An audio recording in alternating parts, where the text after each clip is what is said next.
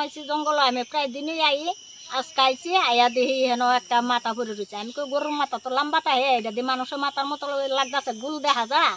গুল্লু দেখা যায় এটা কিতা দেখালি সাবল দিয়ে আমি এমনি বাড়ি দিছি দিয়া যখন দেখি নাক মুখ চোখ দেখা যায় তখন আমি দৌড় পালাইছি গিয়া পোলাপানটা করছি তখন পোলাপান আইসা আয়া দেখ আমার ছেলে তো আজকে 3 বছর ধরে পাই না